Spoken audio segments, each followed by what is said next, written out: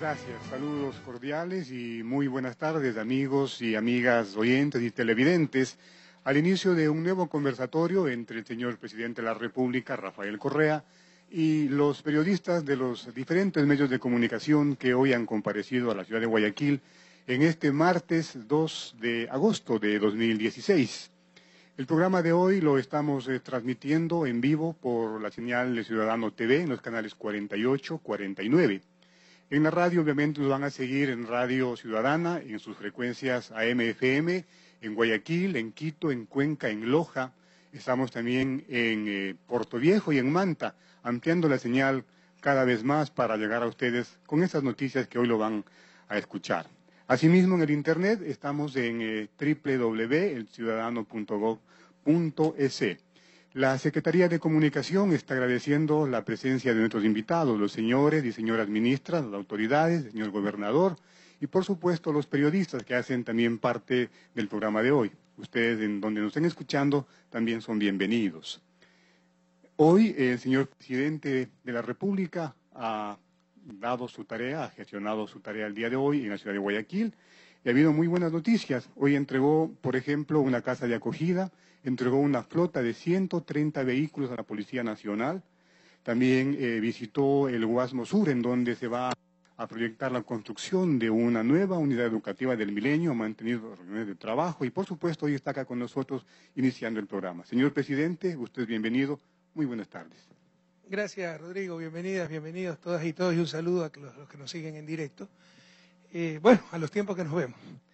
Y por primera vez en todos estos años de gobierno no pude estar en la fiesta de Guayaquil, así que un abrazo muy especial a mi ciudad natal.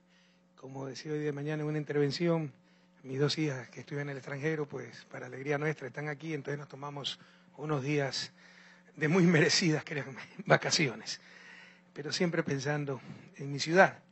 Además que me encantan las fiestas julianas, pero no se puede hacer todo al mismo tiempo. Pero aquí estamos esta semana trabajando por Guayaquil, desde Guayaquil, para Guayaquil y la patria entera. Como manifiesta Rodrigo, pues hemos tenido para variar una jornada intensa. Llegamos e inauguramos una casa de acogidas para adolescentes en problemas de drogadicción. Esta es una casa que era del INFA. Es bueno recordar la historia, porque ahora se invierte mucho, se gasta mucho y se hace muchísimo. Y estamos a la vanguardia de muchas cosas, o sea, no pueden tapar el sol con un dedo.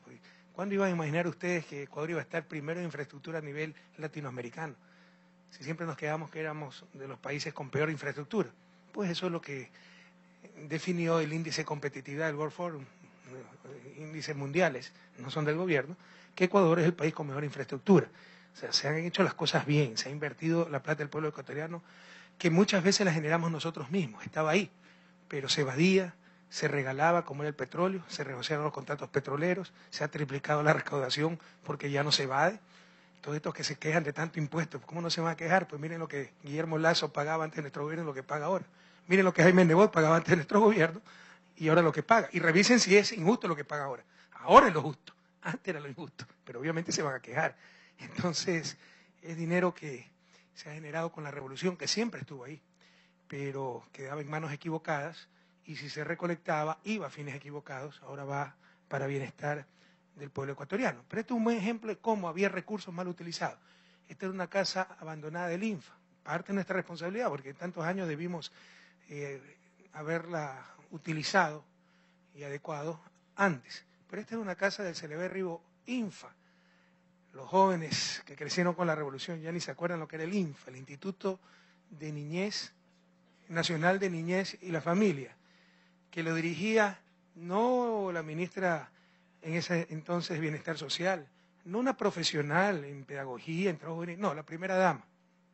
Es decir, por ser esposa de quien resultó electo en elecciones democráticas, tenía un cargo, y un cargo muy importante. Pero para disfrazar las cosas no era un cargo público, estrictamente hablando, porque el INFA era una fundación, era privada, pero una fundación con un presupuesto de 80 millones de dólares, de los cuales 79.500.000 eran presupuesto del Estado, y solo medio millón donaciones privadas. Así se engañaba el pueblo ecuatoriano, con centenas de funcionarios, en una óptica asistencialista, sin manejo profesional, con todo respeto a las anteriores primeras damas ya no tienen por qué saber de ciclo de vida, de niñez, adolescencia, de tercera edad, etcétera. Si la primera dama era física nuclear, tenía que ponerse a trabajar con los niños porque eso es lo que determinaba la norma, ¿no? Entonces, todo eso ha cambiado, se ha institucionalizado el país, se ha profesionalizado. La gestión pública, hemos mejorado muchísimo, lo dicen todos los indicadores. Así los de siempre insulten a la burocracia y le digan pipones, vagos, etcétera. O cometan el infantilismo ya rayando en la irresponsabilidad de decir que lo que gasta el gobierno en un mes de salarios es el presupuesto de todo el año de Guayaquil, brillante. Pregunto si el municipio de Guayaquil tiene ejército, fuerza aérea, submarinos. Pregunto si el municipio de Guayaquil tiene 47.000 miembros de la Policía Nacional, 160.000 maestros, diplomacia, embajadas alrededor del mundo. O sea, ¿cómo pueden caer en estos simplismos? Políticos ya de décadas, 2 veces candidatos a la presidencia de la República, alcaldes de importantes ciudades, es realmente una vergüenza. Pero en todo caso, les insisto, antes había recursos y no se los utilizaba. Esta casa es un ejemplo, una de las tantas casas que tenía el INFA, ¿no? Y que la hemos rehabilitado, en este caso, para casas de acogidas para adolescentes con problemas de drogadicción, como parte integral de nuestra lucha contra las drogas, lucha en que a nadie le quepa la menor duda, vamos a vencer. De hecho, hemos tenido la reunión, hay avances muy importantes, de eso informaré más adelante en esta intervención. Luego de recorrer la casa de acogida, se le llama Libertadores, un espacio muy amplio, se puede optimizar, ahí entran más chicos todavía, de la correspondiente inauguración de este nuevo lugar para adolescentes con problemas de drogas.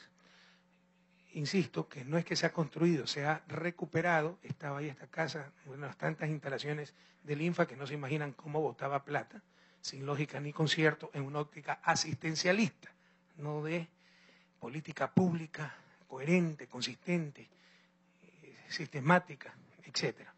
Luego de esta inauguración, fuimos a otro acto, en lo personal, pues muy reconfortante, porque también no se puede tapar el sol con un dedo. Acuérdense los niveles de seguridad del Ecuador antes de la Revolución Ciudadana. Acuérdense lo que era la Policía Nacional, lo que ya tenemos nuestros añitos, ¿no? Que ya pasamos los 30, ¿verdad, Rodrigo? No, ya pasamos los 50. Nos acordamos bastante bien porque fue nuestra juventud, el SIC, Servicio de Investigación Criminal, que realmente hacía honor a su nombre, era criminal. Los calabozos del cuartel Modelo, ustedes no podían entrar porque apestaba, 20 metros antes de la entrada apestaba. La gente que estaba ahí, imagínense, se asfixiaba. Los escuadrones volantes en época de Férez Cordero, cuando gobernador era el alcalde de la ciudad, que torturaban, desaparecían a la gente, se metían en encuentros privados, pateaban a la gente. Yo era dirigente estudiantil, somos testigos de eso, no es que nos lo han contado, ¿ya? Ahora ver esa Policía Nacional con tanta credibilidad, de acuerdo a las encuestas, con tanto prestigio ante la ciudadanía y de acuerdo a muchos indicadores de las mejores policías del continente, cuando antes era de las peores. Es un cambio que nos llena de orgullo, nos llena de esperanza. No se puede tapar el sol con un dedo, insisto. Ecuador pasó de ser un país muy inseguro a ser, dependiendo de los indicadores, pero tomando solo homicidios por cada 100.000 habitantes, el segundo país más seguro de la región. Quito es la única capital que está entre las 10 ciudades más seguras de América Latina. Entre las 6 ciudades más seguras, 3 son ecuatorianas, Quito, Ambato y Cuenca. Son logros impensables antes. Entonces, por eso nos da mucha alegría cada vez que tenemos un encuentro, una actividad con nuestra Policía Nacional que ha tenido una transformación radical, se ha vuelto verdaderamente policía comunitaria con la gente, desde la gente. Las unidades de policía comunitaria, solo en Guayaquil tenemos 88. Las unidades de vigilancia comunitaria, cuarteles de mediano tamaño, tenemos 3 y 2 más construyéndose solo en Guayaquil. Y esta vez fuimos a entregar 130 patrulleros más. Primero, esto no se hacía antes. Recuerdo que cuando llegamos al gobierno, pues las pocas unidades se llamaban retenes, PAIs, que tenían una motocicleta por ahí, créame, tenían que pedir ayuda a los vecinos para comprar la gasolina. Así que tenían la suerte de tener una moto. Hoy, pues, nuestra policía está bastante bien equipada, falta todavía, pero está bastante bien equipada. Nos faltan policías. Tenemos 47.000 policías para estar en los estándares internacionales, necesitamos unos 10.000 más. Pero los avances son históricos. Y no son estas dádivas, esto que pasaba antes, es que prohibido olvidar Guayaquil y pueblo ecuatoriano. Aquí en Guayaquil estaba privatizada la policía. ¿Se acuerdan de la Corporación de Seguridad Ciudadana? Cuando los socialcristianos mandaban de Guayaquil a todo el Ecuador, a la policía, a las Fuerzas Armadas, obligaron a la policía y al Estado que le dé. Si le daba 2 millones, los patricios guayaquileños daban 1 millón, y por eso, por esa tercera parte, ellos manejaban los patrulleros. Les ponían chips para controlar que no salgan de Guayaquil. Los manejaba la Corporación de Seguridad Ciudadana y los socialcristianos. Ese es el país que encontramos, esa policía que encontramos. Hoy ya no tienen que esperar dádivas nuestros policías, sino derechos, instrumentos para realizar su trabajo. Esta entrega es 130 patrulleros. Es parte de un programa integral. Son más de 4.000 patrulleros que se compraron por concurso público a un proveedor que los va entregando poco a poco. Pero el nuevo sistema ya no es que se daban tarde malo nunca 50 carros y cuando ya no quedaban ni las llantas, veamos si compramos 20 más, sino que esto se va suministrando año tras año. Y cuando pasa la vida útil de estos patrulleros, durante su utilización, tienen garantía, tienen mantenimiento. Se acabó la corruptela de que se mandaba a tales talleres y habían por ahí cosas medio extrañas, sino que la misma casa comercial repara los vehículos, hay mantenimiento preventivo, hay mantenimiento para reparación. Y una vez que cumplen 200.000 kilómetros recorridos, 4 años de uso, se lo entrega como parte de pago para el nuevo patrullero. Entonces el flujo es constante, ya no hay esas grandes inconsistencias, esos grandes desfases que se veían no solo en la policía, también en las Fuerzas Armadas. Y en buena hora que hicimos el tan satanizado gasto público, porque hace pocos meses, aquí en Guayaquil, le habíamos entregado centenas de vehículos a las Fuerzas Armadas, y esos vehículos fueron indispensables para atender la emergencia del 16 de abril. Como fue indispensable también la red troncalizada de la policía, no tenían comunicación. Invertimos 60 millones de dólares para tener una red a nivel de país. Ahora nuestros policías se pueden comunicar entre ellos en todas partes del país. Y cuando se cayeron las comunicaciones el 16 de abril, fue esa red troncalizada que les permitió tener información, conocer lo que sucedía, etcétera, etcétera, ¿no? Son los pequeños, grandes detalles que no hay que olvidar para no darnos a engañar por los mismos de siempre. Estos 130 patrulleros, le insisto, no es una dádiva suelta, no es que la empresa privada no un tercio, ellos van a ponerles chip para manejar con una corporación privada los patrulleros de todos los ecuatorianos. No, esto es parte de una política pública clara, transparente, consistente. La compra de miles de patrulleros por concurso público con una casa comercial, ¿cómo se llama, Diego, la casa? Kia, ¿ya? Que da garantía, da mantenimiento y reposición de los vehículos. Hasta el 2017 vamos a recibir 4.150 patrulleros. Estos son 130 adicionales. E insisto, cada vez que vayan acabando su vida de esos patrulleros serán sustituidos, ¿no? Y el patrullero viejo servirá como parte de pago. De hecho, el convenio también establece que en caso de que se dañe un patrullero, choque, etcétera, enseguida nos suministrarán otro para reemplazar al que se dañó. Una serie de beneficios, de tal forma que no se quede sin su equipo indispensable la policía. 130 nuevos patrulleros para Guayaquil, para seguir mejorando la seguridad del puerto principal y del país entero. Insisto, esto es unos grandes éxitos de la Revolución Ciudadana, no podrán tapar el sol con un dedo. Lo decía en la intervención. O sea, los que dicen, quieren hacer no creen que no se ha hecho nada. Esta sin duda es la década ganada. Tenemos un PIB más del doble grande que en el 2006. Yo recibí un país con 48.000 millones de PIB. Hoy tenemos un PIB, Producto Interno Bruto, de más de 100.000 millones, pero son estadísticas. El PIB per cápita, por persona, ha aumentado más del 70%. Pasamos a ser un país de renta baja a un país de renta media. La pobreza se reduce más de 1,5 millones de ciudadanos. Y aquí, como hay mentiras, grandes mentiras en las estadísticas, vienen los pseudos analistas a engañarnos. Entonces dicen, ustedes hoy escucharán a un Vicente Albornoz, un Mauricio Pozo, del 2000 al 2006 bajó más rápido la pobreza. Claro, pues después que la subieron al 60% con la crisis del 99. Pero recién en el 2004, más o menos, recuperamos los niveles de pobreza del 97, que era 32, 33%. Solo con nuestro gobierno empezó realmente a bajar la pobreza. Lo que sucedió antes es que después de elevarla al 60%, volvió a recuperar su nivel precrisis, pero no cambiaron la pobreza estructural. Eso solo lo ha hecho la Revolución Ciudadana. Y pregúntenle a cualquier economista profesional y honesto, pero así nos quieren engañar. No, antes se bajó más rápido la pobreza. Claro, después que la subieron al 60%, pero no, era pobreza coyuntural, no pobreza estructural.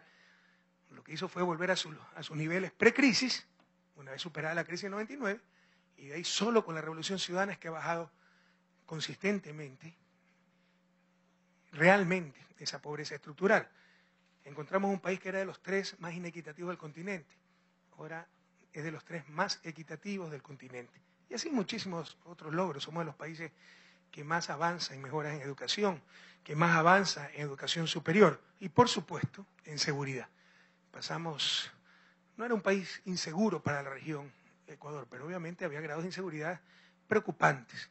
Hoy somos de los 2 países más seguros, estamos superando a Uruguay, solo nos falta superar a Chile, y depende de qué indicador estén utilizando. Me refiero básicamente a la tasa de homicidios por cada 100.000 habitantes, pero hay otros muchos indicadores. Por ejemplo, somos el único país de Latinoamérica con un sistema integrado de seguridad, el 911, el único. Otros países tal vez tienen en su capital, Argentina, Buenos Aires tiene, pero no es que lo tienen a nivel nacional, eso es solo Ecuador. No podrán tapar el sol con un dedo, sin duda, es la década ganada, y la entrega de 130 patrulleros, con un entorno increíble, ¿no? Centenas de departamentos amoblados para nuestros policías, para que tengan vivienda fiscal digna, el laboratorio de criminalística, las instalaciones decentes de la Policía Judicial, en esto que antes era una polvareda, me acuerdo, ¿no? Son evidencias adicionales de la década ganada y del cambio histórico que ha tenido en estos 10 años el país. Luego de esta entrega, pues, fuimos al Guasmo Sur para sacarme, pues, como dicen los jóvenes, una pica, ¿no? Una duda, porque recuerden que yo ofrecí para el Guasmo Sur 3 unidades del Milenio, 2 en el campo del Milenio, el campus del Milenio, donde estamos construyendo el hospital que va a estar listo, ojalá para fiestas de octubre, está casi terminado, es espectacular el hospital del Guasmo Sur, 500 camas, pero ese es un terreno bastante grande. De hecho, tenía como, si la memoria no me falla, cerca de 70 hectáreas, aunque solo 40 hectáreas útiles. Era Sofrago, una empresa privada que nunca cumplió su compromiso de inversión. Entonces, se regresaron esos terrenos a Autoridad Portuaria y le pedimos a Autoridad Portuaria que los traspase para hacer un campus del Milenio. Ahí va a haber 2 escuelas del Milenio. Se iban a hacer 3, pero ahora ha sido casi 5.000 chicos, 4.000 chicos al mismo tiempo. Eso iba a causar congestionamiento, etcétera. Pero mañana y tarde, por jornada estoy hablando, ¿no? ¿Ya? Entonces, por eso se buscó otro terreno, por sugerencia mismo del Ministerio de Educación de ese entonces, creo que todavía no estaba a gusto, y dijeron que habían encontrado uno en la playita, y eso yo anuncié al Guasmo Sur, a Guayaquil y al país, en un enlace ciudadano. Entonces, una de las cosas que más me molestan, ustedes saben que a mí no me molestan muchas cosas, ¿no? Y que no me pongo bravo muy frecuentemente, ni por gusto. Una de las cosas que más me molesta es cuando el presidente dice algo y después viene un tecnócrata y lo cambia, sin primero consultarle al presidente. La base de este proceso histórico es la credibilidad del presidente. Por ahí podrán sacar sus encuestas chimbas, convencerse los sufridores de lo que quieran, pero ustedes lo saben, el país se puede dividir en correístas y anticorreístas, pero toditos me creen, y los que más me creen son los anticorreístas y la prensa opositora, ¿no? Entonces, bueno, decidieron, me enteré, que un tecnócrata había dicho que el terreno no vale y que se archive, cuando yo le había ofrecido eso al pueblo guayaquileño y al pueblo ecuatoriano. Entonces esas cosas me molestan grandemente. He ido personalmente a ver el terreno, considero que sí se puede hacer la unidad del Milenio, cuesta preparar el terreno, porque es al lado del salado, hay terreno que hay que rellenar, pero también es urgente arreglarlo, porque esa zona qué deprimida que es. Cuando estaba por ahí, los ciudadanos no tienen por qué saber de quién es la responsabilidad, las competencias. Entonces, presidente, esto es una pestilencia y se lanza basura en ese terreno. Y apesta todo el sector. ¿Cómo es que permiten que viva así la gente? Y el Guasmo Sur no es un asentamiento reciente, pues esto tiene 40 años. Y ustedes ven, o sea, la gente se acostumbra a cosas intolerables. O sea, no hay nada que justifique que los barrios aniñados de San Borondón tengan 15 años y tengan todos los servicios, el Guasmo tenga 40 años y la gente viva enfrente de basurales, con pestilencia, gallinazos, etc. Entonces, así sea un terreno de mala calidad, donde tengamos que gastar centenas de miles de dólares para prepararlo, eso va a mejorar mucho el entorno. En consecuencia, se va a hacer la unidad del Milenio en este terreno, que suma casi 5 hectáreas, es en verdad como dato el municipio de La Marina, y tiene unas instalaciones de La Marina, bodegas básicamente, archivos. Entonces vamos a tratar de conservar eso, incluso por seguridad, pero hay espacio suficiente, con una nueva implantación, para la implantación original reemplazaba las instalaciones de la Marina. Yo creo que es mejor dejar esas instalaciones, que son buenas instalaciones, y buscar otra implantación. Hay suficiente terreno para hacer la Escuela del Milenio. Pero vamos a hacer esa Escuela del Milenio en este sector tan deprimido del Guamo Sur. Es muy cerca de la playita y muy cerca de las esclusas, ¿no? Pero es un terreno ya abandonado, basura, pestilencia, terrible. Y ¿cómo se sentirá esa gente si uno se indigna solo por conocer las cosas? Los que la viven o las viven, esas cosas, esas injusticias, ¿cómo se sentirán cuando escuchan hablar del modelo exitoso de Guayaquil? Vayan, vean pues el modelo exitoso al Guasmo Sur, 40 años y botada de esa gente, sin servicios básicos, sin nada. Bueno, ahí vamos a poner esa unidad del milenio.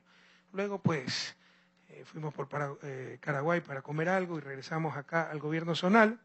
Tuve la reunión, que tengo cada mes y medio, con el Comité Interinstitucional Antidrogas. Les repito, le estamos dando una lucha frontal al problema de las drogas, sobre todo microtráfico, que afecta a nuestros jóvenes. Se han dado inmensos pasos. Yo no era el responsable, entre comillas, de esa lucha porque el concepto estaba en manos de la Procuraduría. Mi ámbito de acción era bastante limitado. Gracias al apoyo legislativo que tenemos por la confianza del pueblo ecuatoriano, se pudo reformar la ley y la institucionalidad. El concepto se transformó en este comité interinstitucional donde participan 6 ministerios, porque no es solo, como algunos dicen, la visión de seguridad, no es solo Ministerio Interior, es Ministerio de Justicia, Ministerio de Salud, Ministerio de Deporte, Ministerio de Educación y Ministerio de Inclusión Económica y Social. Los 6 ministerios participan de este consejo, que tiene su secretaría técnica a cargo del general Rodrigo Suárez, es comandante de la Policía Nacional, y que ha dado grandes pasos en la lucha contra las drogas. También nuevamente ayudados por el bloque legislativo, que profundizó un poco las penas para el microtráfico, porque con un falso humanismo, cierta cantidad de droga ya implicaba no más de 1 año de prisión. Si no tienen más de 1 año de prisión, no pueden dictar prisión preventiva a los jueces, no podían dictar prisión preventiva. Entonces se capturaba al microtraficante vendiendo droga, heroína, afuera de nuestro colegio, se lo llevaba a la unidad de flagrancia, pero como la cantidad no merecía una pena de más de 1 año, no le podía dictar prisión preventiva el juez. Por favor, entendamos lo que hemos enfrentado y por qué se hacen las cosas, para derrumbar falsos humanismos, ¿no? Y ese juez, lo único que le puede decir a ese microtraficante que estaba envenenando a nuestros jóvenes, vea, preséntese en 15 días a la audiencia. Nunca venía y seguía vendiendo droga. Gracias a esa reforma del Código Penal, 3.000 microtraficantes están en la cárcel. No nos gusta, pero no nos equivoquemos, no caigamos en falsos romanticismos, no hay otro camino. Si no se sanciona al vendedor de drogas, no solucionaremos el problema de las drogas. Solo en Guayaquil hay 2.000 personas presas por microtráfico. ¿Se imaginan que esas 2.000 personas estaban en las calles vendiéndole a nuestros jóvenes, en nuestros colegios, la droga? Nosotros estamos en contacto con la ciudadanía, sabemos lo que sienten. La indignación de los padres de familia que conocían al capo, conocían al jefe de la pandilla que vendía drogas y se paseaba impune en los colegios, por las casas, etc. Ahora ese tipo ya está en la cárcel. Entonces no se imagina la alegría de la gente, el sentimiento de seguridad, no una visión represiva, le insisto. Tenemos miles de profesionales en los ese departamentos de consejería estudiantil en nuestros colegios. Deportes está metido en los barrios más conflictivos, generando escuelas de fútbol, escuelas deportivas, etcétera. Pero que nadie se engañe. En la lucha contra las drogas también se necesita el enfoque sancionatorio, si no, no se va a solucionar. Esas 2.000 personas, solo en Guayaquil, estaban antes en las calles vendiéndole droga a nuestros hijos. Hoy están en las cárceles, tienen programa de rehabilitación social, muchos son drogadictos, tienen programas de rehabilitación contra las drogas, un programa muy exitoso, pero aquí no hay lugar a dudas, compañeros. La prioridad es proteger a nuestros jóvenes. Algunos que quieren más por vanidad que por convicción parecer como humanistas, ¿no? Enseguida dijeron, Correa está criminalizando la pobreza. Primero, es mentira. Pero segundo, si así fuera, la prioridad, que a nadie le quede duda, al menos la prioridad de mi gobierno mientras yo sea presidente, es proteger a nuestros jóvenes. Y ya se ven los impactos. 2.000 microtraficantes que antes estaban en las calles, en los colegios, vendiendo drogas y que ahora están en la cárcel, ya marcan una diferencia y se ve alivio en los barrios, se ve menos incidencia de droga en los colegios. Nos falta estadística más fiable, que tampoco existía. Ya empezamos a construirla. En esta reunión hemos visto una primera encuesta bastante grande, bastante buena, y haremos esa encuesta cada cierto tiempo para ver cuántos chicos consumen drogas, cuántos reinciden, etcétera, y tener información para tomar decisiones. Pero hay grandes avances en la lucha contra las drogas y que nadie lo dude un segundo. Vamos a vencer en esta lucha, los buenos somos más, los que deben tener temor son los microtraficantes, vamos a proteger a nuestros jóvenes, así que a estos señores microtraficantes, incluso si llegaron a esa situación por la pobreza, nada justifica que envenenen a nuestros jóvenes. Así que dedíquense a otra cosa porque serán derrotados. No permitiremos que envenenen a nuestra juventud. Y luego, pues, de esta reunión del Comité Consejo de Lucha contra la Droga, estamos realizando este conversatorio con los medios de comunicación. Luego tengo algunas reuniones y en la noche retornaremos a la ciudad de Quito. Bienvenidas y bienvenidos nuevamente. Muy amable, señor presidente, a usted. Y ahora vamos a la ronda de preguntas. Vamos a dar la bienvenida de inmediato a Ítalo Ruiz. Él viene por RTS. Y ya también recordarles que estamos llegando a ustedes por la Radio Pública del Ecuador. Bien, Ítalo, tenga la bondad, la pregunta. Señor presidente, buenas tardes y también autoridades presentes. Usted bien hablaba en este momento que la lucha contra el microtráfico es frontal. Quería consultarle, acá en Guayaquil, en la zona 8, se ha cambiado recientemente a la comandancia de policía. Quería conocer de pronto qué estrategias se van a aplicar, señor presidente, para darle con todo a los microtráficos, a los microtraficantes. Acá en Guayaquil hay algunos sectores que de pronto los periodistas hemos podido recorrer en el ejercicio de nuestro trabajo, donde hay personas que tienen temor incluso de denunciarlos, porque ellos saben que muchas veces son observados y que si dicen algo a la prensa sobre la situación que hay en determinados barrios, pues luego pueden tener represalias contra ellos. Entonces, quisiera conocer qué tipo de estrategias se van a utilizar, se van a emplear, trabajos de investigación e inteligencia para poder llegar a esos sectores, pues y obviamente continuar con esta lucha que se nota que está dando muy buenos resultados. La lucha es multidimensional, como le decía, ¿no? Es prevención, es educación, es información, es motivación. Por eso entra salud, deportes, educación, pero también seguridad, que nadie se equivoque en eso. O sea, con rondas infantiles no vamos a combatir el microtráfico, ¿no? Se necesita mucho más. En todo caso, la Policía Nacional, le insisto, o sea, en estos momentos las encuestas lo dicen, es de las instituciones con mayor credibilidad, mayor prestigio, mayor cariño a la ciudadanía. Ha pasado de ser una policía militarizada, que en el caso de Guayaquil se reunía en el cuartel Modelo y de ahí salían a todos los lugares, a una policía metida en los barrios, a una policía verdaderamente comunitaria. Solo en Guayaquil tenemos 88 unidades de policía comunitaria, 88. Faltan más, ¿no? Pero antes teníamos mucho menos y de menor calidad. Entonces la gente confía en la policía. Esas unidades de policía comunitaria tienen salas de reuniones con los barrios, se están organizando los barrios. En los colegios se están organizando los padres de familia. Ellos son los principales encargados de vigilar que no se atente contra la salud y la integridad de sus hijos. Entonces nos pasan información, pero obviamente en forma prudente, porque lo que temen también es real. Muchas de estas redes de microtraficantes son muy violentas, son pandilleros y le pueden hacer daño a las personas que hay información, pero estamos recibiendo mucha información de la comunidad. En esto es muy importante el trabajo de inteligencia.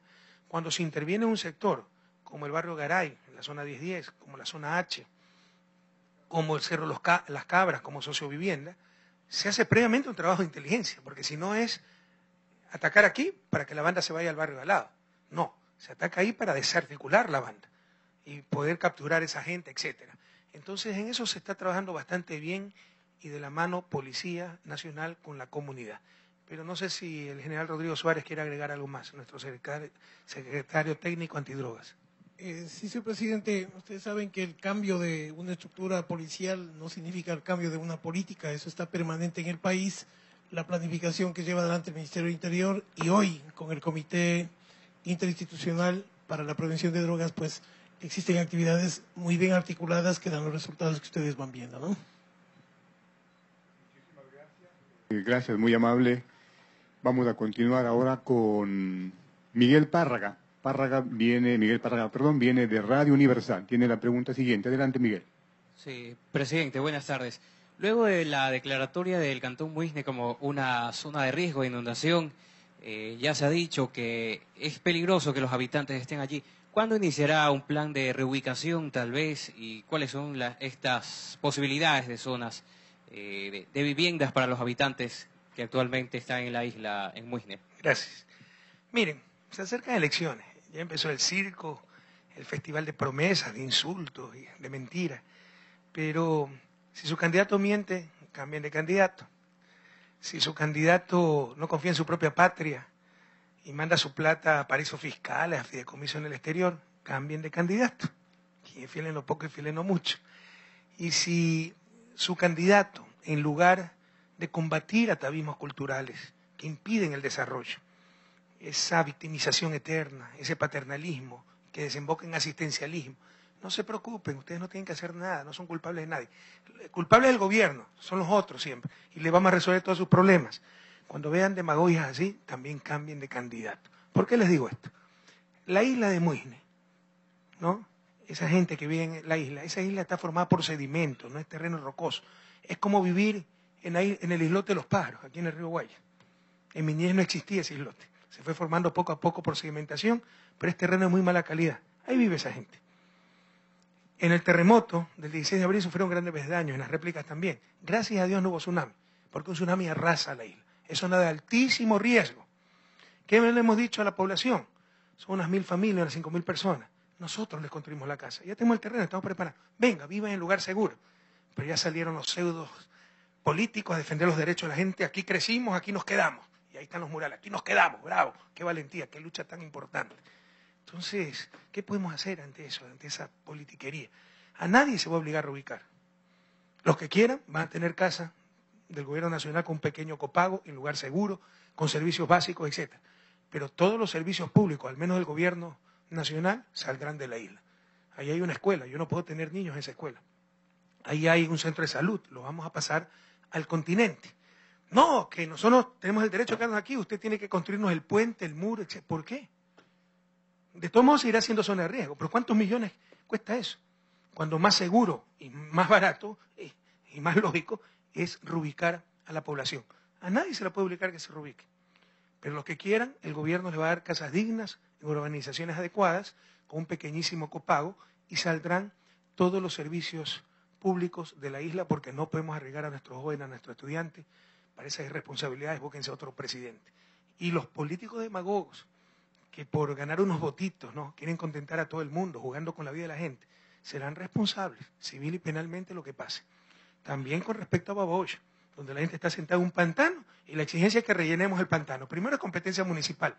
Se comprometió el alcalde en la campaña a hacer eso. Como no tiene plata, dice que es por el gobierno que no lo puede hacer ahora, ¿no? Pero segundo, o sea, es atentar contra el ecosistema, contra la seguridad de la gente, contra el ornato de Babahoyo. También se les ha ofrecido reubicarlos, le estamos dando casa. No, aquí nos quedamos.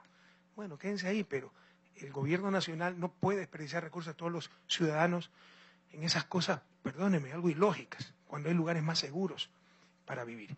Entonces, les insisto, la reubicación será voluntaria, pero en la isla de Muisne no tendremos servicios públicos, no arriesgaremos escuelas, colegios, centros de salud. Se construirá, yo ofrecí, sin que sea mi competencia, en el 2012, un puente que pedía Muisne. Antes del terremoto, antes de tener toda esta información, ya estaba ese diseño. Por los problemas económicos se había demorado la ejecución, costaba unos 20 millones de dólares. Pero frente a esta nueva situación, saber el altísimo riesgo que es esa isla, no podemos poner un puente para que la gente vaya con sus carros y se radique con más ganas en las islas. Ya estamos acabando el estudio de un puente para tricimotos, para ciclistas y un puente peatonal para fomentar el turismo en la isla, pero no la residencia permanente. Eso es irresponsable, ¿ok? La reubicación será voluntaria. A los que quieran reubicarse, el gobierno le va a dar casa en buenas urbanizaciones con un pequeño copago. Pero no vamos a tener servicios públicos como educación, salud en la isla, porque eso sería irresponsable. Seguimos, señor presidente. Vamos a invitar ahora a Lorena Intriago. Ella viene por El Ciudadano TV. Adelante. Señor presidente, autoridades, colegas, muy buenas noches. Señor presidente, en días anteriores algunos medios de comunicación informaron acerca de un pago que se realizó de 120 millones de dólares recaudados a través de la Ley de Solidaridad a proveedores de Manabí y Esmeraldas. Este monto, señor presidente, cancelado, ¿es parte del plan de reconstrucción y reactivación económica para estas zonas afectadas o es, como dicen algunos actores políticos como la asambleísta Cristina Reyes, que indicó que es una ofensa a la solidaridad porque se estarían usando estos fondos para pagar las deudas de un Estado moroso? La ofensa y la desvergüenza de esta asambleísta que votó en contra de la ley, votó en contra de los fondos para reconstruir Manaví Esmeralda y ahora es la que supuestamente denuncia manejos irregulares. Qué descaro, ¿no? Verán las elecciones, ahí tendrán la respuesta que merecen. Cuando vayan a Manaví Esmeralda verán cómo lo van a recibir a toda esta gente que votó en contra después de un terremoto. Cristina, ¿cómo se llama esta señora? Reyes, es social cristiana, ¿verdad? Vea lo que hizo Férez Cordero, pues con un terremoto mucho menor en el año 87. Subió permanentemente electricidad, gasolina, gas, con eso subió el transporte, el costo de los víveres, permanentemente, por un terremoto mucho menos fuerte que el que nosotros tuvimos. Nosotros enfrentamos un terremoto de casi 8 en escala Richter, con más de 670 muertos, y esta señora y sus coidiarios votaron en contra de la ley. Prohibido olvidar, prohibido olvidar. Y ahora son los supervisores, supuestamente, el buen uso de fondos. O sea, tal vez su conciencia los acusa, ¿no? Utilizan psicología proyectiva, culpan a los otros de lo que ellos son, de lo que ellos practican. Ustedes pueden revisar lo que quieran. Yo me enteré, estaba de vacaciones, de esta transferencia por los periódicos. Y confío en mi equipo. Pregunté qué pasó. O sea, hay plata que sale directamente del presupuesto del Estado y después se compensa con una transferencia de la subcuenta de la ley de solidaridad a otras cuentas y se compensan esos pagos. Un diario, El Comercio, sacó que era para pagar proveedores del Estado impagos, haciendo creer que estábamos pagando a nivel nacional. Esto es para Manaví Esmeralda, esto es parte de la reactivación. Todo el mundo sabe que se desplomó el precio del petróleo, que hemos tenido graves problemas fiscales, que lo hemos manejado bastante bien, pero no podemos hacer milagros. Parte de la reactivación es estar al día con los proveedores. Por ejemplo, tenemos con algunos municipios, gobiernos locales, 1 o 2 meses de atraso, con los gobiernos locales de Manaví Esmeralda estamos al día para mantener la reactivación económica. Por ejemplo, con la menor recaudación de tributos, se redujo 12% el presupuesto de los gobiernos locales, excepto Manaví Esmeralda, a los cuales le vamos a mantener las asignaciones originales para la reactivación económica. Entonces, esto se está utilizando exactamente para los fines para los cuales se hizo la ley, y cualquiera puede revisar lo que le dé la gana. Y gran parte, o sea, nosotros podemos adelantar plata del presupuesto del Estado, pero obviamente necesitamos liquidez y tiene que ser entonces compensado por la ley de solidaridad siempre y cuando vaya para las zonas afectadas. Y aquí tengo el desglose, ¿no? Que le voy a pedir que haga un boletín de prensa, incluso al Ministerio de Finanzas, cómo ha ido, ¿no? En aplicación de la ley, lo que corresponde a la ley, hemos gastado 155 millones, ni siquiera 120 millones. O sea, todavía faltarían unos 35 millones. ¿En qué se ha gastado? Para fondear Ban Ecuador, para crédito en la zona de desastre, cerca de 30 millones. Fondear BEDE, 27 millones. Fondear CONAFIPS, este es Finanzas de Economía Popular y Solidaria para cooperativas, es un crédito muy eficiente y con mucha inclusión financiera, casi 10 millones. Es que la Juventud no veo bien, ¿sí saben? CFN, 66 millones. Se están dando importantes créditos para reactivación industrial, camaroneras, se nos destruyeron centenas de hectáreas, decenas de millones perdidos en exportaciones. Eso no se hace, no es soplar y hacer botella, hay que dar crédito. ¿Y dónde salen esos fondos? De la ley, pues. Si para eso se hizo la ley. Y tenemos pago de proveedores, 21.4 millones. Total, que ha salido del presupuesto del Estado, 155 millones. Y lo que se ha hecho es compensar 120. Y cualquiera puede revisar esto. Y esto lo audita Contraloría y cada trimestre, creo que de acuerdo con la ley, tendrá que informar el ministro de Finanzas a la Asamblea y no tenemos ningún problema que informe lo que debe informar. Hay gente que actúa en base a su conciencia, a su mala conciencia. El pueblo ecuatoriano sabe que con nosotros sí puede confiar. Seguimos en el conversatorio y hoy vamos a invitar a Shirley Serrano. Ella viene por diario El Telégrafo. Perdón, por favor. aquí está la viceministra, ¿no? Ministra encargada, Madeleine Abarca. No sé si quiere agregar algo más, porque yo incluso estaba de vacaciones cuando hicieron esas transferencias. De acuerdo, presidente. Muy buenas tardes a todos los involucrados. Efectivamente, el Ministerio de Finanzas situó 120 millones de la cuenta de recaudación que se creó por la Ley Solidaria, justamente para dar estricto cumplimiento al artículo 13 de la propia ley, que es el fomento justamente al crédito en las zonas afectadas de Manaví y Esmeraldas. Es relevante mencionar que a la presente fecha la banca pública, la banca nuestra, ha otorgado créditos por más de 500 millones. De este valor, como lo explicó el señor presidente, 155 millones han sido destinados para crédito y pagos a proveedores. Se descuenta de estos 500 millones lo que ha otorgado el Banco del BIES, el Banco de la Seguridad Social y el Banco del Pacífico. Para el Ministerio de Finanzas es relevante mantener al día a los proveedores de Manabí y Esmeraldas, porque además eso también está enmarcado dentro de la Ley de Solidaridad, que es la reactivación productiva. ¿Cómo no reactivar a estos empresarios, a estos ciudadanos, si no es con la inyección de los recursos correspondientes por su prestación de bienes y servicios? Eso es, señor presidente. En todo caso, le insisto, esto es auditado por Contraloría, cada 3 meses hay que informar a la Asamblea y con todo gusto cualquiera puede revisar las cuentas. Cada ladrón juzga por su condición, dice el adagio popular.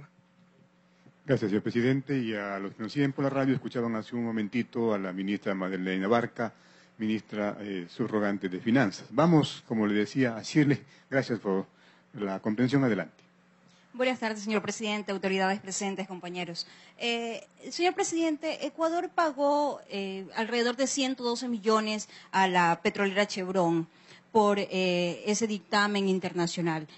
Estas gestiones de cobro tenían que ser incautadas o los perjudicados quisieron incautarla. ¿Esto no perjudicó justamente la posibilidad de que los de la Amazonía cobraran una parte? O sea, ellos anunciaron que la incautarían. ¿Usted conoce las razones por las que declinaron esa decisión? Sí, claro, nosotros le pedimos que decline. La figura se llama embargo. Esos recursos estaban embargados. Mire, estas serán de las cosas que pasarán a la historia. Algún rato las escribiré con mayor detalle para que vean las decisiones que hay que tomar en la cosa pública al mando de un país. Alguna vez hay que evitar tan solo el mal mayor. Primero, ¿cómo se estropea aquí la verdad, ¿no? Yo he escuchado pseudos analistas por ahí unas cloacas con antena que se llaman radios en Quito, sobre todo. Un Fernando Santos, el ministro de Energía de Férez Cordero, un René Ortiz, que fue secretario de la OPEP. Decir que esto es culpa del gobierno por sus pésimas políticas petroleras, por no respetar contratos. Este fue un juicio de Chevron del 2005, antes de nuestro gobierno. ¿Y por qué fue el juicio de Chevron? Porque durante 16, 17 años argumentó que se le denegó justicia. Antes Chevron operaba, o sea, era Texaco la que operaba en Ecuador, y al principio de este siglo la compró Chevron, por eso se llama Chevron Texaco muchas veces. Texaco puso varios juicios, o tuvo varios juicios con el Estado ecuatoriano. No se resolvieron durante años y nos demandaron por denegación de justicia. Cuando llega nuestro gobierno, se resuelven esos juicios y los ganamos. Pero los gobiernos anteriores no se preocuparon de impulsarlos, probablemente porque estaban bien pagados por corruptelas, por ese sistema de justicia que no servía para nada, y le dio la oportunidad a Chevron de demandarnos por denegación de justicia utilizando estos tratados de protección recíproca de inversiones, lo cual tampoco correspondía, porque Texaco salió del país 5 años antes de que entre en vigencia el tratado. Lo aplican retroactivamente. Ahí están las consecuencias de los gobiernos entreguistas que hipotecaban hasta el alma para hacer méritos ante el imperio, ¿no? Y firmaron a diestra y siniestra esta clase de tratados que atentan contra nuestra soberanía. Esos centros arbitrales todos están en función de las transnacionales. Muchas veces los árbitros no son de carrera, ganan por juicio. Así que el peor de sus negocios sería decir no soy competente o este juicio no es válido, porque pierden 200.000, 300.000 dólares y ganan por juicio. Y muchas veces los árbitros son los abogados de las propias petroleras. Son jueces ad hoc. Ese es el orden mundial que tenemos que enfrentar. Bueno, nos condenaron a pagar 90 y pico de millones, se apeló en las cortes norteamericanas, finalmente la decisión definitiva fue que teníamos que pagar más intereses, 112 millones. Pero, como Chevron tenía un juicio perdido aquí en Lago Agrio, juicio privado, por 9.000 millones de dólares, con su poder, con su prepotencia, con su capacidad corrupta y corruptora, no ha pagado un centavo, tienen juiciado a todo el mundo, incluso el Estado ecuatoriano en Haya, ¿ya? No hay activos para incautar, etcétera, no ha pagado nada, se ha burlado de la justicia ecuatoriana y ha perseguido a quienes lo demandaron. Entonces los amazónicos pusieron una orden de embargo, que cualquier cosa que fuera pagado a favor de Chevron estaba embargado. O sea, La figura exactamente es que si, por ejemplo, tenemos que pagar 100 millones a Chevron Texaco, esos 100 millones, ese crédito se subasta y lo compra alguien, y si lo compró a 80 millones, eso va a los amazónicos. Entonces, cuando perdimos ya en última instancia el juicio, la Procuraduría envía por lo menos 2 comunicaciones a Chevron diciendo: vean, señores, Ecuador cumple con los laudos, nos han condenado a pagar esto, queremos pagar, pero esto está embargado. Así que, en otras palabras, si pagábamos a Chevron con el embargo, se iba preso el ministro de Finanzas porque no obedecía la ley ecuatoriana. Y si no pagábamos a Chevron respetando el embargo, ¿no?, mandándolo eso a una cuenta especial o a los amazónicos, Chevron destruía el Ecuador. Ni siquiera nos contestaron las cartas, le ofrecimos poner una cuenta en garantía en Estados Unidos, ni para ellos ni para nosotros, cuando se resolviera el caso del agua agrio, ni siquiera contestaron. Tan solo estaban ya buscando todos los activos del Ecuador, todas las cuentas en el exterior para bloquear y hacer quebrar el Ecuador, porque nos odia Chevron, sobre todo a mi gobierno, porque no inclinamos la cabeza ante su prepotencia. Nos boicotearon la emisión de $1.000 millones que necesitábamos para financiar el presupuesto. Ahora lo podemos decir. Esa emisión salió la semana pasada, debió salir hace 2 semanas, la boicotearon. Ellos manejan a todas las bancas de inversión. Chevron es un monstruo, es las petroleras más grandes del planeta, tiene recursos ilimitados, centenas de abogados. Las bancas de inversión que trabajan para nosotros, para reestructurar deuda, para colocar bonos, más lealtad tienen con Chevron que con nosotros. O más miedo le tienen a Chevron que a nosotros. Entonces, todo lo manejan las cortes, etcétera. Manejan medios de comunicación, manejan periodistas, hacedores de opinión, pseudoanalistas ecuatorianos, están pagados por Chevron y defienden a Chevron, dicen que no contaminó la Amazonía, sino que fue Petroecuador, que la culpa es del Estado ecuatoriano. Entonces, querían liquidar al Ecuador. Por eso tuvimos que hablar con los amazónicos, decir, por favor, estos señores quieren triturar al Ecuador, desistan del embargo. Y ello es una acción muy patriota y les estaré eternamente agradecidos. Si no, estaríamos en gravísimos problemas. Legalmente yo no podía pagar eso a Chevron porque estaba embargada la plata, ¿no?, sus derechos, pero iban a hacer quebrar al país, me iban a boicotear. Ya habían mandado no sé técnicamente cómo se llama, la solicitud para ver los activos del Ecuador en el exterior, poder incautar, cogerse todo. Y aceptaron, en nombre del país, ¿cómo se dice técnicamente? Sí, quitar el embargo, ¿no? Y pudimos pagar a Chevron, desistir del embargo, pudimos pagar a Chevron, pudimos colocar los bonos, pudimos obtener ese financiamiento que tanto necesitaba la República, y eso fue gracias a los amazónicos, que pese a tener claros sus derechos, pues renunciaron temporalmente a ellos por beneficio de la patria. Así que mi reconocimiento público a los compañeros amazónicos por esa gran ayuda que le dieron al país. Y ojalá pronto se haga verdadera justicia y esta empresa corrupta y corruptora de Chevron tenga que pagar lo que debe pagar por haber destruido la selva amazónica y haber hecho tanto mal. Muy bien, seguimos, señor presidente. Vamos a invitar ahora a Yuri García. Ella viene por la agencia Reuters. Adelante, por favor. Señor presidente, muy buenas noches. ¿Cómo está? Bueno, mi pregunta básicamente es acerca de un estudio que realizó una calificadora de riesgo en Estados Unidos llamada JP Morgan Chase, si no me equivoco es así, especialista a escala mundial de medir justamente el riesgo país. Esta calificadora ubicó a Ecuador en el segundo lugar de riesgo país, luego de Venezuela con 887 puntos. Mi pregunta entonces es, sé que la semana pasada se realizó la emisión de bonos, ¿verdad?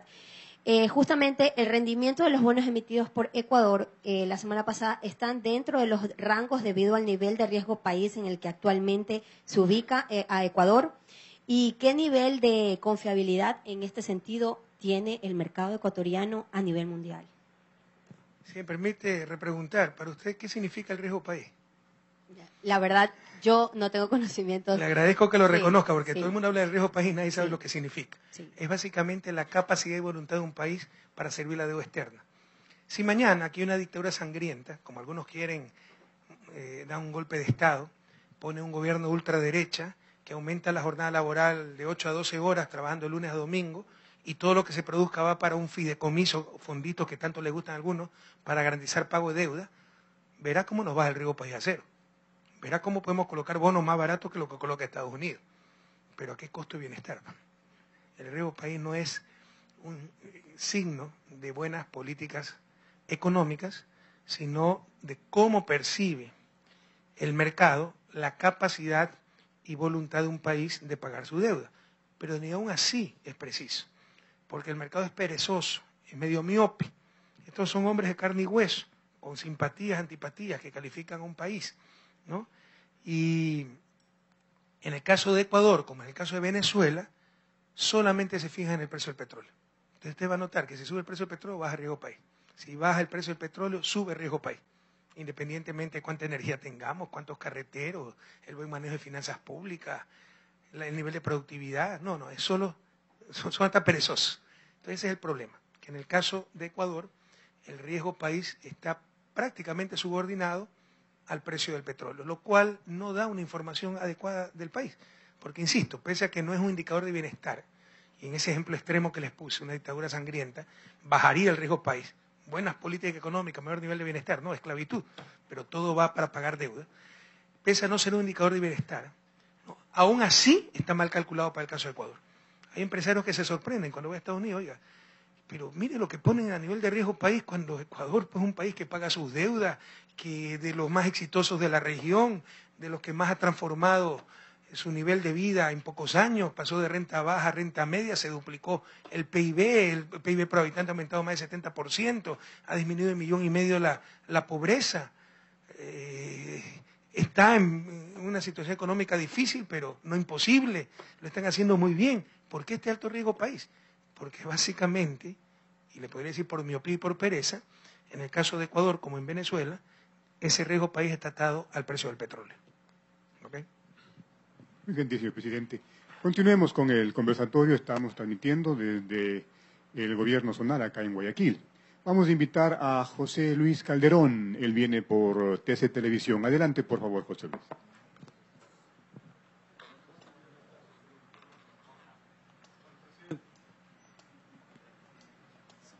Presidente, buenas noches. Dios los bendiga.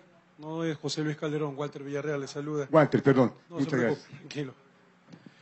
Presidente, como usted muy bien lo dijo hace un instante, usted viene de unas vacaciones y en ese tiempo pues algunos actores políticos y económicos cuestionaron el tema del desempleo y del subempleo en nuestro país. De hecho, pues el tema electoral obviamente sale a la luz con temas como estos.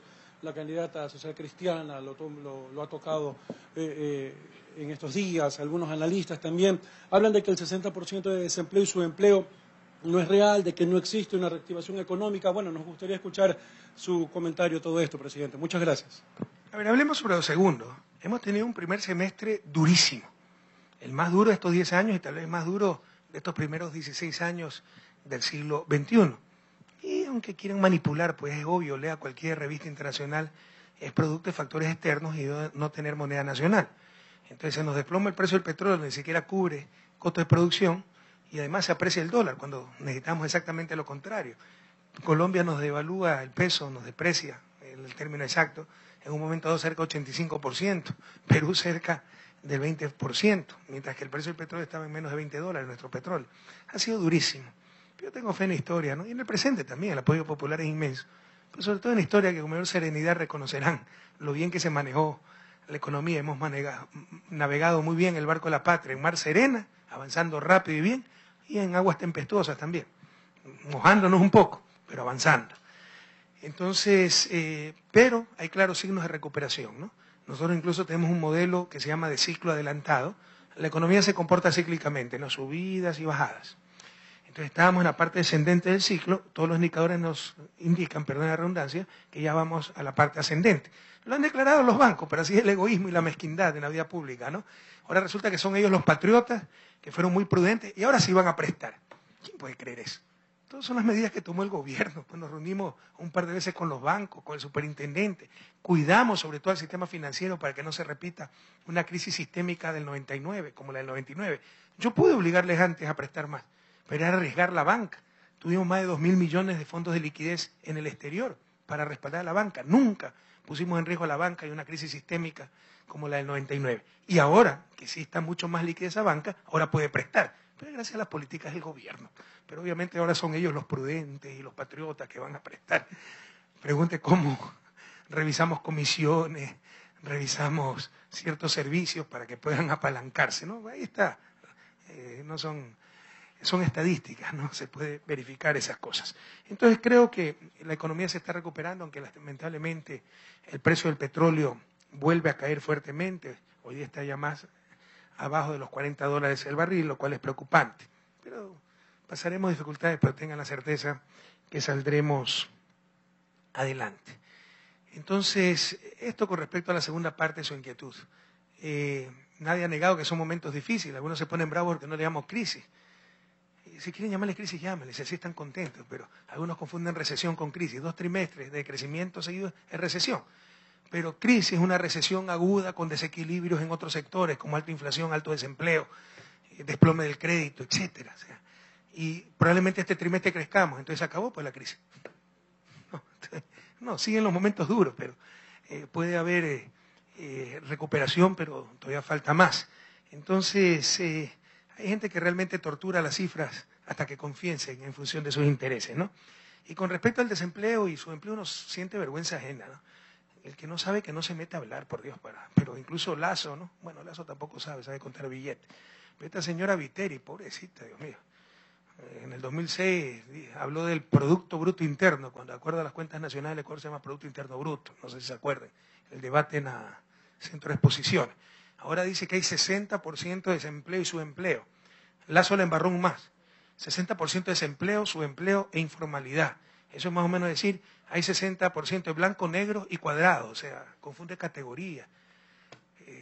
Informalidad es un concepto diferente a desempleo y subempleo. Puede haber un informal subempleado que gana menos del salario básico. Pero puede haber un informal, un taller en un sector popular que el maestro gane $2.000.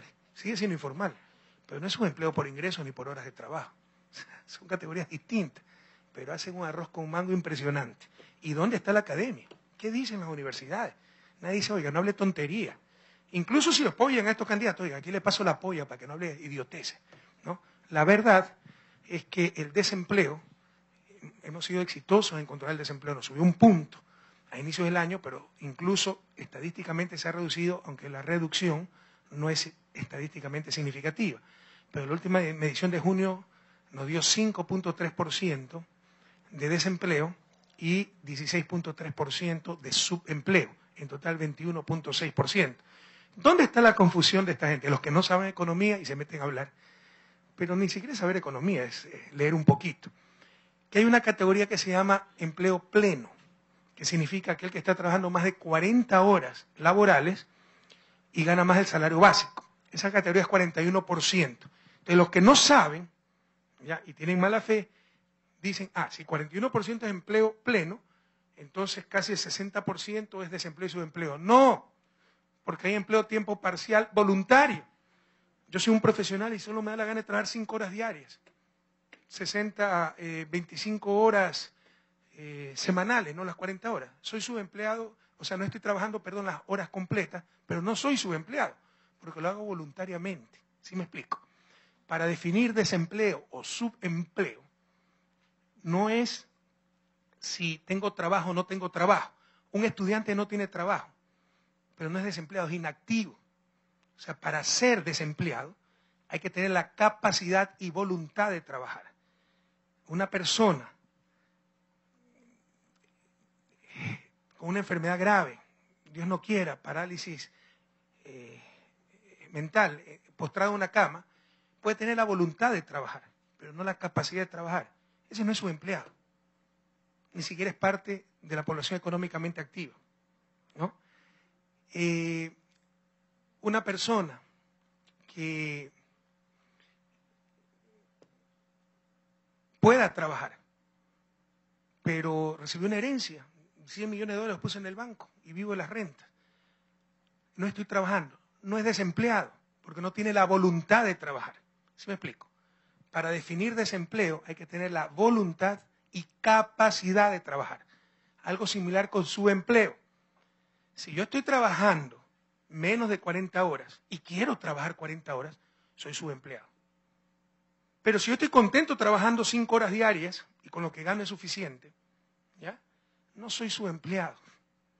Si yo estoy contento con un trabajo tiempo parcial, como vendedor, 4 horas diarias o tan solo 3 días a la semana, no soy subempleado, porque no tengo la voluntad de buscar un trabajo con mayor número de horas. ¿Sí me explico? Para definir desempleo y subempleo deben concurrir esas dos características. Capacidad y voluntad. En el primer caso de trabajar, o en el caso de subempleo, de ganar más que un salario básico o trabajar más de las horas que estoy trabajando, al menos las 40 horas semanales. Explíquenle eso a los dos candidatos para que no hablen tanta tontería. Entonces, el desempleo y el subempleo en el país está en 21.6%. ¿Ok? Y la diferencia entre empleo pleno, que es el 41%, y el resto de la fuerza laboral está en ese desempleo, en ese subempleo, y los trabajadores tiempo parciales. La señora de la esquina, de la tienda de la esquina, que puede trabajar 8 horas diarias, pero gana solo $200, pero ella quiere ese trabajo porque está al lado de su casa. No es subempleada, porque no tiene voluntad de cambiar de trabajo. ¿Sí me explico? Está bien, ella quiere estar en ese trabajo. Entonces, eso no es subempleo. El subempleo y el desempleo está en 21.6%. ¿Dónde está la academia? Para que ciertos candidatos no hablen cada vez más tonterías, ¿no?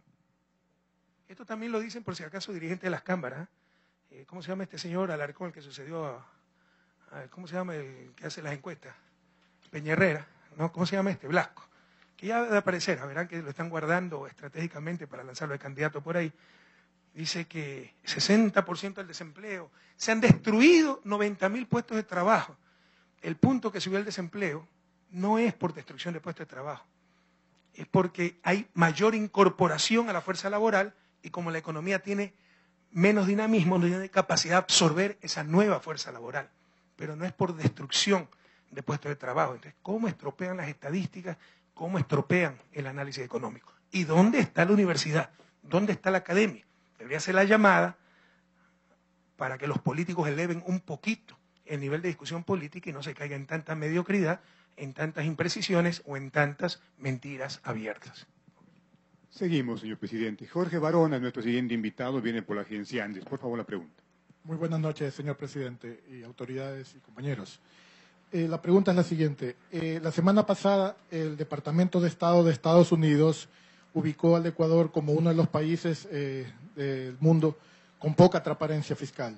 ¿Qué opinión le merece a usted, señor presidente, este informe del Departamento? No me merece la más mínima opinión, me tiene sin cuidado lo que digo, es decir, Departamento de Estado, el departamento que quieran de Estados Unidos. ¿Qué se creen los árbitros del bien y el mal? Primero que cierren los centros de tortura en Guantánamo y podemos empezar a hablar. Muchas gracias, presidente. Vamos a invitar de inmediato a Javier Figueroa, él viene por Radio Ciudadana. Por favor, Javier, si es tan amable, la pregunta. Presidente, ¿cómo está? Buenas noches, compañeros, buenas noches. Señor presidente, el asambleísta Byron Pacheco de Avanza, ¿no?, que promovió el juicio político contra el ministro de Educación, Augusto Espinosa, ha dicho que esto es solamente el inicio de una serie de acciones similares que va a tomar en contra de otros secretarios de Estado. Dos cosas. A su criterio, ¿a qué obedece esta actitud del legislador Pacheco? Y segundo, tomando en cuenta que estamos pues en una época preelectoral, ¿de qué manera se afecta la imagen del gobierno nacional con esta situación, ¿no? Y cómo contrarrestar precisamente este tipo de acciones que toman los sectores de oposición? Imagen no sé si afecte, ¿no? Los que nos odian nos seguirán odiando, los que nos quieren nos seguirán queriendo, y no creo que nos afecte, pero es un buen ejemplo de la mediocridad de la política nacional. Todo esto porque se acercan elecciones. Como no tienen méritos propios, la gran manera de atraer atención de que alguien les haga caso es armar escándalo, acusar, perseguir, etcétera. Y si no logran su objetivo es que no hay fiscalización. Y sin fiscalización no hay democracia y se requiere separación de poderes.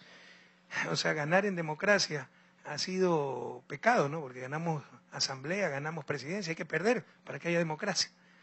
Y nunca hablan del equilibrio de poder en el sector privado, donde hay poderes fácticos que manejaban nuestro país. Y uno de los grandes retos del país es tener un poder popular que nos represente a todos y no poderes fácticos que representen a ciertos grupos. Es fácil olvidar.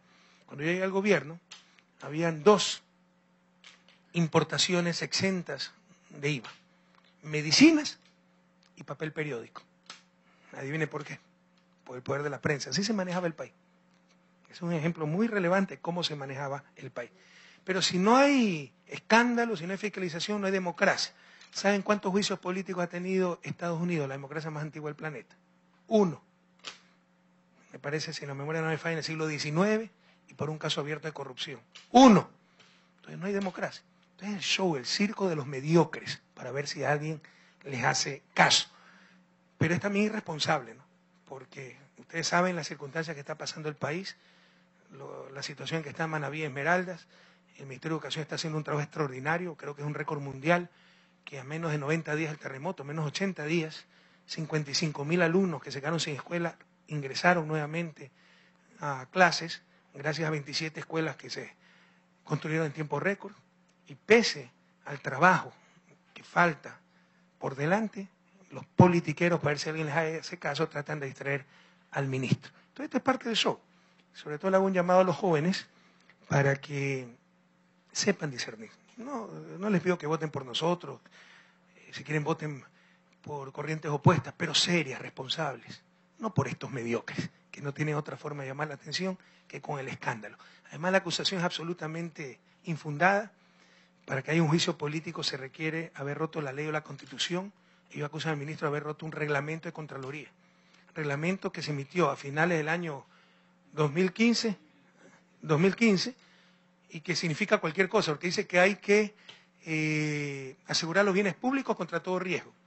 Entonces tengo que asegurar hasta el semáforo de la esquina contra la caída de un meteorito. Es un absurdo. O sea, no están acusando al ministro de no haber hecho lo que siempre se hizo. Nunca se ha hecho. Pero para tratar de manejar, de hacer escándalo, se agarran de ese reglamento totalmente ambiguo para quitarle... Eso es todo lo que quieren, ¿no? Porque saben que no va a tener éxito en su juicio, gracias al respaldo legislativo que por voluntad del pueblo ecuatoriano tenemos. Porque quieren distraer al ministro para ver si le hacen daño al gobierno. Le están haciendo daño a Manaví, a Esmeralda. Hay tantas urgencias que enfrentar. Y por si acaso, también la doble moral es impresionante. Aquí se derrumbó un paso a desnivel. Ese sí por mal mantenimiento. ¿Dónde está el seguro por ese paso a desnivel? Eso también es bien público. Vaya, pregúntenle, pues Byron Pacheco es de Avanza. A los alcaldes de Avanza, si tienen asegurado todos sus bienes. Entonces la hipocresía y la doble moral en su máximo nivel. Jóvenes, a huir de la mediocridad como de la peste. Augusto, te dejo la palabra. Presidente, gracias, buenas tardes. Efectivamente, en la comparecencia nosotros demostramos frente a la Comisión de Fiscalización que habíamos respetado la Constitución y las leyes. La Constitución de la República dice expresamente que para llamar a juicio político a un ministro de Estado debe incumplir con las funciones que se le asignan en la Constitución y en las leyes. Hasta el momento, ninguno de los 37 asambleístas ha podido decirnos qué artículo de ley o qué artículo de la Constitución hemos violado. Y se llega al absurdo de en la acusación decir que supuestamente incumplí el artículo 212. El artículo 212 de la Constitución se refiere a las funciones de Contralor del Estado, es decir, al ministro de Educación se le acusa de incumplimiento de las funciones del Contralor del Estado. Otra de las acusaciones es que se ha atentado contra la gratuidad de la educación. Yo no sé en qué colegio o escuela pública estamos cobrando, es decir, a la falta de argumentos tuvieron que inventarse algunas cosas porque ellos sabían que efectivamente habíamos cumplido absolutamente con todo lo dispuesto en la Constitución y las leyes. Y es más, presidente, en las pruebas de cargo se comete la irresponsabilidad de presentar como pruebas de cargo 9 recortes de prensa. Es decir, no tenían cómo argumentar, cómo sostener lo que venían diciendo y presentan 9 recortes de prensa. Después, el asambleísta amenazó con entablar un proceso similar a otros compañeros del gabinete. Yo creo que ya muchos de los 37 no van a firmar el pedido porque se dieron cuenta de la barbaridad jurídica que cometieron, presidente. La acusación es, por ejemplo, que la unidad del Milenio de Pedernales, epicentro del terremoto, una unidad nueva, se averió gravemente con el terremoto. No se derrumbó, resistió, pero se averió gravemente y no estaba asegurada. La pregunta, ¿cuándo estaban aseguradas las escuelas? Esto me recuerda mucho al caso de Brasil, donde están acusando a Dilma de haber cometido ilícitos que siempre se cometieron, entre comillas, porque no eran ilícitos. Se hizo una reforma legal y dejó de utilizar, eran cambios administrativos de partida, etcétera, dejó de realizar esas prácticas Dilma. Pero antes la ley lo permitía, todos sus antecesores lo hicieron y la culparon solo a ella. Acá nunca se han asegurado las escuelas. Normalmente se aseguran los bienes productivos que tienen flujo de ingresos, como hidroeléctricas, etcétera. Pero en este caso sí hay que caerle con todo al ministro, porque en septiembre sí sacó un reglamento Contraloría, un reglamento que es absolutamente ambiguo, que además no se podía cumplir si no es la partida presupuestaria, no puede crear obligaciones financieras, etcétera. No hay por dónde. Pero es el circo y ya empezaron a aparecer los payasitos, ¿no? El circo electoral, el circo de las próximas elecciones, y ya salieron algunos insignes payasitos para hacer su debut. Muchas gracias, señor presidente. Vamos avanzando. Yasmín Bután tiene la siguiente pregunta, nuestra invitada por la revista Zona Libre. Adelante, por favor. Yasmín Bután, de revista Zona Libre. Buenas noches, señor presidente. En rueda de prensa, Cleber Jiménez y Fernando Villavicencio denuncian ser perseguidos políticos, que les ha llegado ahora un nuevo juicio penal auspiciado por el gobierno. Mi pregunta, señor presidente, es, ¿el gobierno persigue a estos dos actores políticos o qué es lo que realmente sucede? En un Estado de Derecho no se persiguen personas, se persiguen delitos, pero estos son los farsantes de siempre. Recuerden que un Villavicencio 2 veces ha estado huido de la justicia, ni siquiera ha dado la cara por otro juicio. Esta fue esa investigación que se empezó hace 2 o 3 años, ¿se acuerdan? Que acusaron de que se habían irrumpido en sus casas para robarnos las computadoras porque estaban llenas de casos de corrupción contra el gobierno, que este panfletista de, ¿cómo se llama? Bonil, haciéndose pasar como caricaturista, lo que hizo fue calumniar con su dibujito, diciendo que la policía había entrado a la casa de Villavicencio para robarse las computadoras con graves casos de corrupción. Y ellos mismos dijeron, no, pero tenemos respaldo. Yo le dije, perfecto, presenten los casos de corrupción. ¿Cuántos años han pasado? 2, 3 años, ¿no? Todavía estamos esperando. Así son esos farsantes.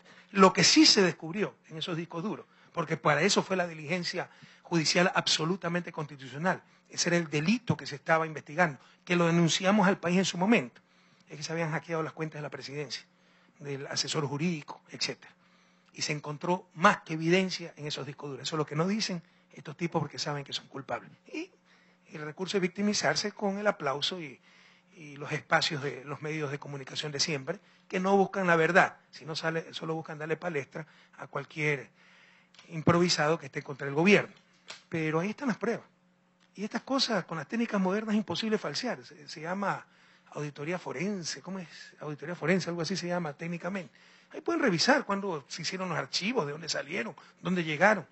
De hecho, nuestra crítica a la Fiscalía, ¿por qué se ha demorado tanto? Si las pruebas eran clamorosas, evidentes. Ahí se descubrió información de la Presidencia de la República. Habían hackeado las cuentas. Estos tipos se creen con patente de corso para hacer lo que les dé la gana. Entonces se está investigando un delito. Que se sientan culpables de otra cosa. Sigan victimizándose. La verdad brillará al final. Aquí no hay persecución, sino delitos que se están investigando y los delincuentes tienen el correspondiente, yo no sé si cargo de conciencia, porque ni conciencia tienen, el correspondiente temor porque saben que son culpables. El turno viene para la televisión pública. Tyron Lino es nuestro siguiente invitado. Adelante, por favor. ¿Qué tal, señor presidente, autoridades, estimados colegas?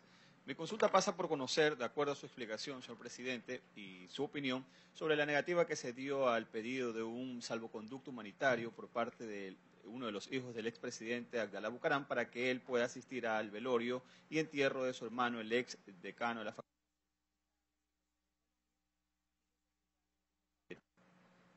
Mira, somos gente de carne y hueso.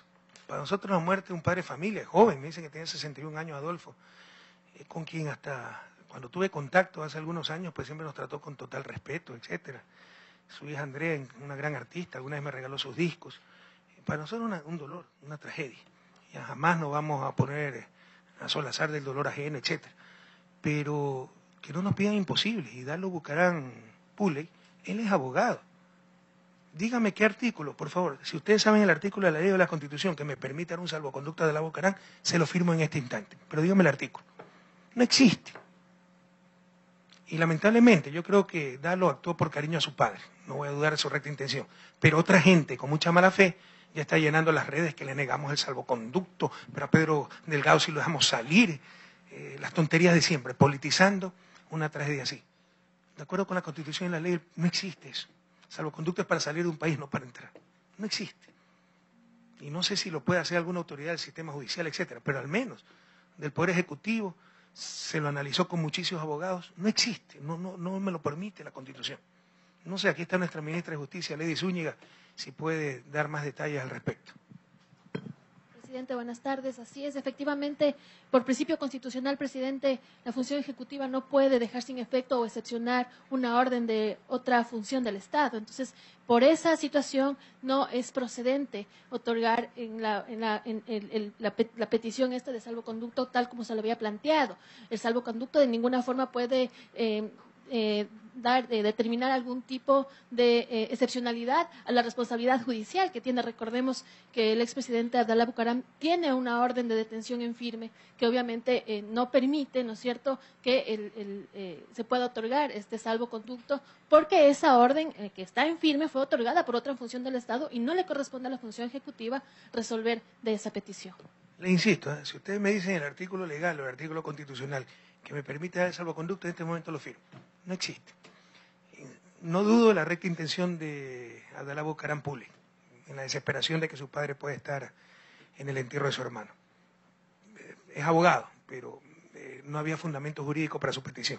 Pero lamentablemente esto ha dado pauta a los politiqueros de siempre, ¿no? Qué pena que hasta se juegue con estos casos tan delicados, pero no existe en nuestro ordenamiento legal y constitucional la capacidad del jefe de Estado para contradecir una decisión de la justicia y otorgar un salvoconducto para alguien que tiene, no sé si sentencia ejecutoriada ya, ¿no? Me parece. Tiene el orden de prisión, etcétera, para que ingrese al país. No existe esa posibilidad. Muy amable, señor presidente. Emilio Zamora va a hacer la siguiente pregunta. Viene por Gama TV. Adelante, por favor. Muchas gracias, señor presidente. Buenas noches, autoridades y colegas. ¿Cómo están? Muy buenas noches. La mañana de ayer, presidente, la Universidad Andina Simón Bolívar emitió un comunicado donde se rechaza que el poder, así lo dicen ellos, quiera imponer un rector interino y además exigen el pago de cerca de 10 millones de dólares. Un poco conocer es, presidente, de usted, cuál es la intención en referencia de las universidades de posgrado y si se está atentando a la autonomía universitaria o se trata simple y llanamente de una disputa netamente política. ¿Cuáles son las trabas para elegir a un rector legítimo, si es el CES o los procesos electorales organizados por la propia universidad? A ver, analicemos un poco parte de ese comunicado. Exigen los 10 millones que le debe el gobierno. Eso es plata del pueblo ecuatoriano. ¿Por qué tenemos que financiar universidades que cobran, que dan posgrados básicamente para Quito? No en Guayaquil. Usted vaya a la ESPOL, ya la ESPOL pregrado es subsidiada por el gobierno. Para hacer un posgrado y le va a costar 10.000, 12.000 dólares, porque no tienen subsidio. ¿Por qué tenemos que subsidiar a una universidad de posgrado solo para Quito? 40% de los estudiantes de la Andina son de Pichincha, 40% son extranjeros que con plata del pueblo ecuatoriano, el rector que se creía dueño de esa universidad regalaba la plata, cuando falta plata para nuestros becarios, y solo 20% del resto del país, que cobra plata, cobra por los posgrados, menos, porque se les subsidia fuertemente, pero cobra 3.000, 4.000 dólares, y que cuando les conviene, para pasar por encima de las leyes del Ecuador es internacional, para excluir los controles nacionales de Contraloría, etcétera, es privada, para pagarle a su rector 12.000 dólares es privada, pero para recibir plata del pueblo ecuatoriano dice es pública. Esas cosas son las que tenemos que enfrentar. ¿Sabe cuánta plata le hemos dado a la Andina en todos estos años? Más de 100 millones de dólares, que no han sido bien utilizados, no han sido bien asignados, ha habido otras prioridades. Esto tiene que discutir el pueblo ecuatoriano, basta el simplismo, que Correa quiere controlar a la Andina. Hagan lo que le dé la gana, pero no nos pidan plata, pues entonces. Pero si nos piden plata, cumplan el ordenamiento ecuatoriano, no sean sinvergüenza. Y eso es lo que quieren ahora, quieren inventarse un nuevo reglamento. La otra vez reformaron el reglamento insultando a la ley ecuatoriana. De acuerdo a la ley, ¿no?, el rector debe tener grado de doctor, pero no otorgado por la misma universidad, para evitar pues conflictos de intereses, ¿no? Yo lo nombro doctor a Rodrigo, entonces ya puede ser rector, ¿no? Entonces tiene que ser otra universidad. Cambiaron ellos por una resolución interna, la ley ecuatoriana. Por eso se anuló esa elección de rector. De acuerdo a los estatutos de la Andina, lo poco que conozco, porque tampoco es que le doy seguimiento en detalle a este caso, es el Consejo Andino, ¿cómo se llama? El Consejo Superior, conformado por representantes de diferentes países, los que eligen al rector. Ahora no, como no tiene mayoría en el Consejo, como está bravísimo el Parlamento andino por todas las irregularidades que han cometido, ahora no, ahora vamos a elecciones populares, o sea, cambian la ley y el reglamento a su conveniencia. Y por último, hagan lo que les dé la gana, pero no sean tan caraduras de pedirnos plata pues encima. Si van a recibir fondos públicos, respeten a la República, respeten a la ley ecuatoriana. Eso es lo que tiene que debatir el país. ¿Por qué tenemos que financiar Estas universidades que cuando les conviene son internacionales para hacer tabla rasa de la ley, para eludir todos los controles, pagarse sueldos gigantescos, son privadas, pero para recibir plata y sí son públicas. Ya basta de tanta doble moral, que cumplan la ley. Tenemos una última pregunta, señor presidente. La va a formular Leida Columbus. Ella viene por Radio Sonorama. Adelante, por favor. Buenas noches, presidentes, autoridades presentes. Hace unos días el alcalde de Guayaquil, Jaime Nebot, manifestó textualmente de que él cree que no gane el oficialismo en el 2017, argumentando la falta de seguridad jurídica y también de la falta de confianza para el tema de la inversión extranjera. ¿Qué lectura tiene usted respecto a esa apreciación por parte del alcalde de la ciudad? Bueno, después de su profundo pensamiento político, Guayaquil ha sido varias veces fundada, pero jamás fundida. Se espera cualquier cosa, ¿no? Porque esa profunda reflexión filosófica pasará a los anales de la historia del pensamiento, no solo ecuatoriano, no solo latinoamericano, de la humanidad. Qué barbaridad, qué mediocre el discurso por las fiestas de Guayaquil. Pero mire, ese es el error que cometen frecuentemente nuestros opositores, que es una gran ventaja, ¿no? Confunden deseos con realidades. Ellos tienen encuesta. Saben que si mañana fueran las elecciones los volvemos a derrotar en una sola vuelta. Y si he escuchado quejas de la falta de seguridad jurídica, falta de inversión, falta de confianza del gobierno, será en la isla Mocolí, porque él sabe la confianza que tiene el pueblo ecuatoriano en su revolución ciudadana. Muy amable, señor presidente. Estamos despidiendo el programa de hoy, agradeciendo a los señores ministros, agradeciendo a ustedes que nos han seguido el programa y, por supuesto, al presidente de la República, a los periodistas y a ustedes, señoras y señores. Una buena noche, señor presidente. Muchas gracias. Buenas noches a todos. Gracias.